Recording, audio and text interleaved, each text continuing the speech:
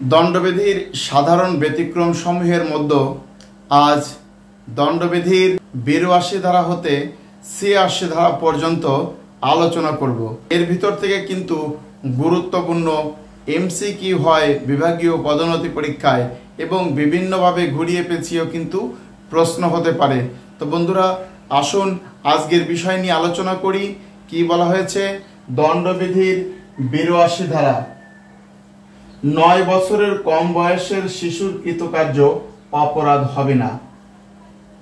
দণ্ডবিধির ৮২ ধারায় বলা হয়েছে ৯ বছরের চাইতে কম বয়সের কোনো শিশুর কৃতকার্য অপরাধ হিসেবে গণ্য হবে না। বন্ধুরা, দণ্ডবিধির ৮২ ধারায় আগে ছিল যে ৭ বছরের কম বয়সের শিশুর কৃতকার্য অপরাধ হিসেবে গণ্য হবে না, কিন্তু ২০০৪ সালে সংশোধনীর মাধ্যমে এটি ৯ বছরের চাইতে কম বয়সের শিশুর কৃতকার্য অপরাধ হিসেবে গণ্য হবে না, এটি করা হয়েছে। গুরুত্ব দিয়ে বোঝার চেষ্টা করবেন। ৮২ ধারা ৯ বছরের চাইতে কম বয়সের শিশুর কৃতকার্য অপরাধ বলে গণ্য হবে না। অর্থাৎ ৯ বছরের চাইতে কম বয়স বলতে ৯ বছর পর্যন্ত বা ৯ বছরের বেশি না, কিন্তু ৯ বছর পর্যন্ত কোনো শিশুর বয়সের কথা হিসেবে বোঝানো হয়। এইখান থেকে কিন্তু বিভাগীয় পদোন্নতি পরীক্ষায় বিভিন্ন সময় এমসিকিউ হয় যে কত বছরের কম বয়সের শিশুর কৃতকার্য অপরাধ হবে না। একটু ঘুরিয়ে পেঁচিয়ে দেয় যে ৯ বছরের শিশুর কৃতকার্য, ৯ বছরের বেশি বয়সের কোনো শিশুর কৃতকার্য, 4টি কোটেশন দিয়ে দেয়।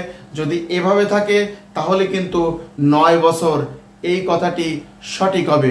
যদি লেখা থাকে ৯ বছরের কম বয়সের শিশুর কৃতকার্য অপরাধ হিসেবে গণ্য হবে না, যদি সেই অপশন থাকে তাহলে সেটি সঠিক হবে।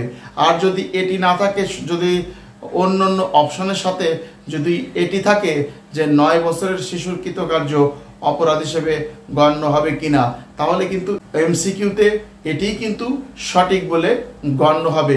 আশা করি ৮২ ধারা বুঝতে পেরেছেন যে ৯ বছরের চাইতে কম বয়সের শিশুর কৃতকার্য অপরাধ হিসেবে গণ্য হবে না। ৮৩ ধারা ৯ বছরের ঊর্ধ্ব কিন্তু ১২ বছরের নিম্ন বয়সের অপরিণত বুদ্ধিসম্পন্ন শিশুর কৃতকার্য অপরাধ হবে না।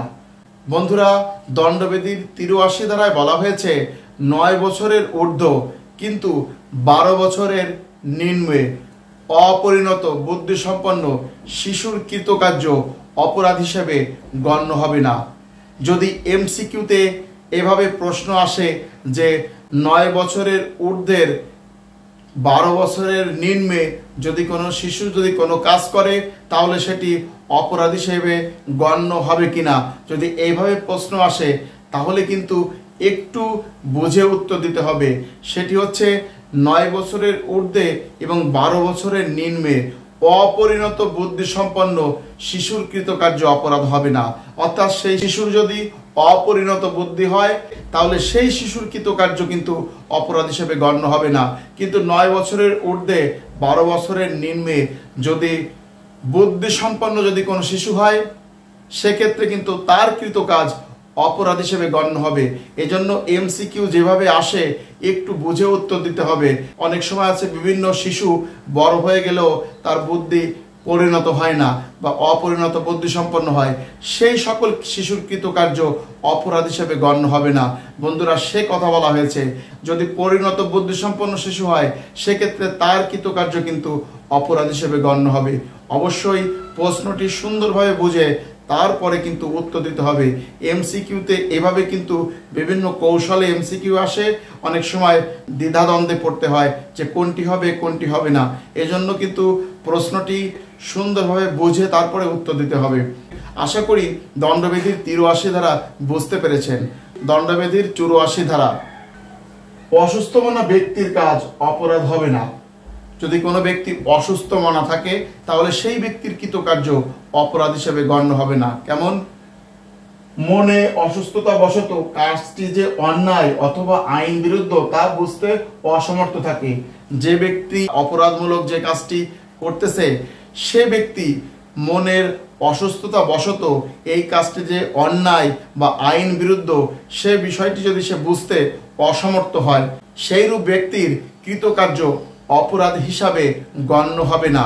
অনেক সময় বিভিন্ন মানসিক সমস্যার কারণে অসুস্থ থাকে, সেই সকল অসুস্থ মনা ব্যক্তির কথা বলা হচ্ছে যে তার কাছে যদি এই যে কাজটি আইন বিরুদ্ধ বা এই কাজটি যে অন্যায়, সে যদি সেই বিষয়টি বুঝতে অসমর্থ হয়, তাহলে কিন্তু এরূপ ব্যক্তির কৃতকার্য অপরাধ হিসেবে গণ্য হবে না। দণ্ডবিধির 84 ধারা, দণ্ডবিধির 85 ধারা, নিজের ইচ্ছার বিরুদ্ধে নেশাগ্রস্ত হইবার ফলে বিচার বিবেচনায় অক্ষম ব্যক্তির অনুষ্ঠিত কাজ অপরাধ হবে না।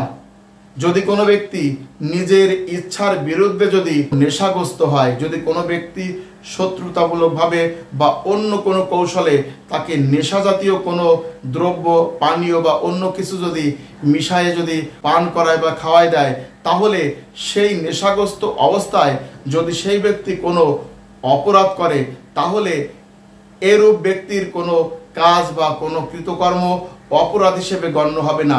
দণ্ডবিধির 85 ধারা, দণ্ডবিধির 86 ধারা, কোনো নেশাগ্রস্ত ব্যক্তি কর্তৃক কৃত বিশেষ উদ্দেশ্য বা জ্ঞান সাপেক্ষে অপরাধ। কোনো ব্যক্তি যদি নিজের ইচ্ছাকৃতভাবে যদি নেশাগ্রস্ত হয় বা কোনো নেশাজাতীয় দ্রব্য বা পানীয় পান করেন এবং সেই নেশাগ্রস্ত অবস্থায় যদি কোনো অপরাধ করে, তাহলে সে নেশাগ্রস্ত না থাকলে যেভাবে তার বিচার হতো, এক্ষেত্রে সেভাবে তার বিচার হবে। অর্থাৎ নেশাগ্রস্ত না থাকিয়া কার্যটি করিলে যেভাবে তার বিচার হইতো, এক্ষেত্রে সেভাবে তার বিচার হবে। অর্থাৎ নিজের ইচ্ছার বিরুদ্ধে নেশাগ্রস্ত হইবার ফলে বিচার বিবেচনায় অক্ষম ব্যক্তি কর্তৃক কৃতকার্য যে অপরাধ হিসেবে গণ্য হবে না।